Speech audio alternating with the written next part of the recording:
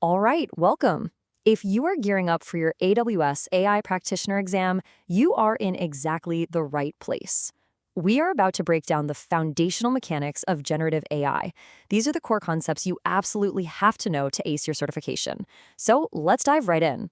So let's kick things off with the big question, right? How does an AI actually read, remember, and, well, understand human language? It feels like magic, but it's not. The answer really comes down to three core building blocks that, trust me, you are definitely going to see on your technical exams. We're going to walk through each one. First up, tokenization. The easiest way to think about this is as the AI's alphabet. It is the very first, most essential step a machine takes to make any sense of the words we feed it. So the formal definition is pretty straightforward. It's the process of converting raw text into a sequence of smaller units called tokens. It's basically a translation step, taking our messy human language and turning it into a neat, organized format that a computer can actually work with. And this right here, this quote is so important. It highlights a fundamental shift in how you need to think. See, we see words and sentences, but a large language model, an LLM, it only sees a stream of tokens. Really getting that distinction is the key to unlocking how all of this works. And this slide just illustrates it perfectly. A tokenizer does way more than just split words by spaces. I mean, look at how a simple word like don't gets broken down into two separate tokens, do and end. Even punctuation marks, like the dash and the period, they each become their own unique token.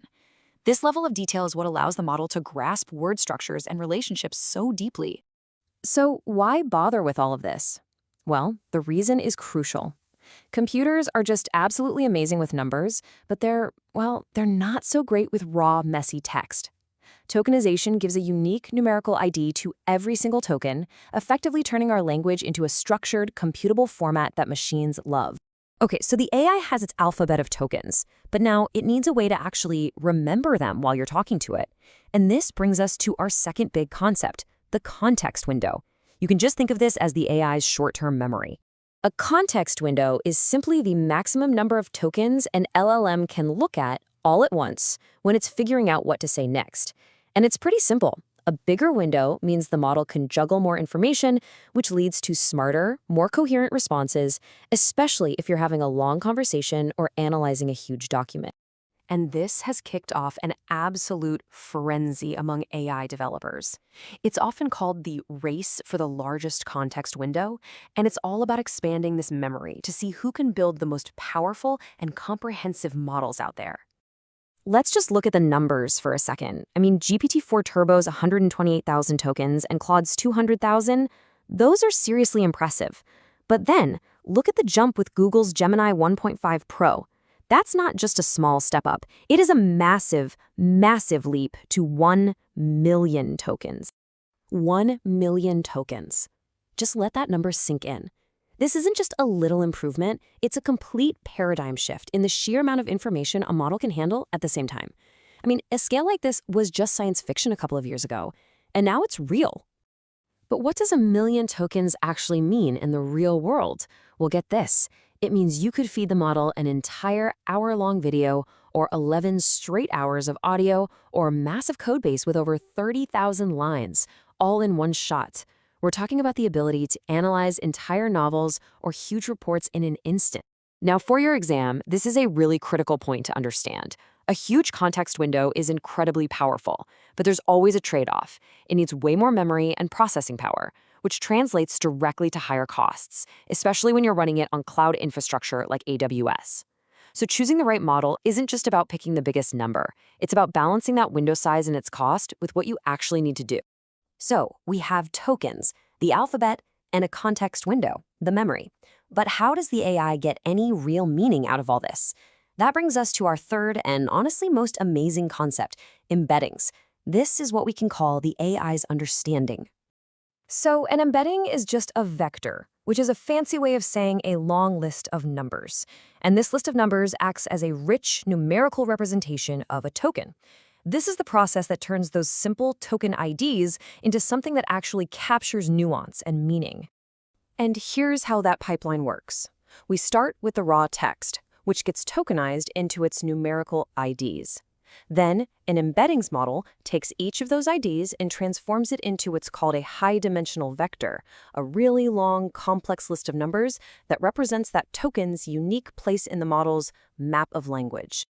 So why use such a complicated vector? Well, because this numerical fingerprint encodes so much more than just the word itself. It captures its meaning, its grammatical role in a sentence, and even the emotional sentiment behind it. All of that is packed into this single list of numbers. It's incredible.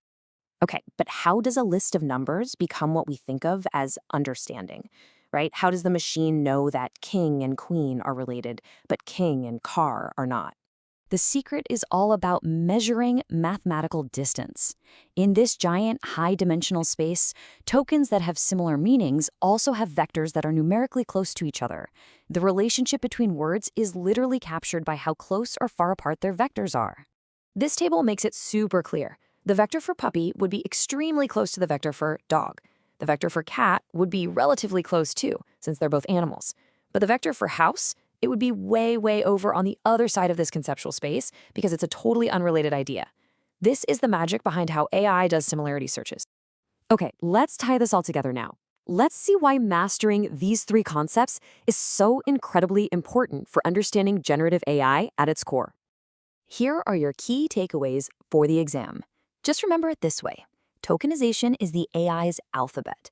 It turns words into numbers. The context window is its short-term memory. It defines how much it can remember at once. And embeddings create the understanding, turning those numbers into meaningful relationships. Alphabet, memory, understanding. Got it? And there you have it. If you can confidently explain these three building blocks, you've really grasped the fundamental logic behind how every single generative model, from chatbots to image creators, actually works. For your AWS certification and for your career, this knowledge is a huge advantage. So I'll leave you with this final question to think about. As tokens get smarter, context windows stretch into the millions, and embeddings become even more sophisticated, what do you think is the next frontier for AI understanding? What new, incredible things will these advancements unlock?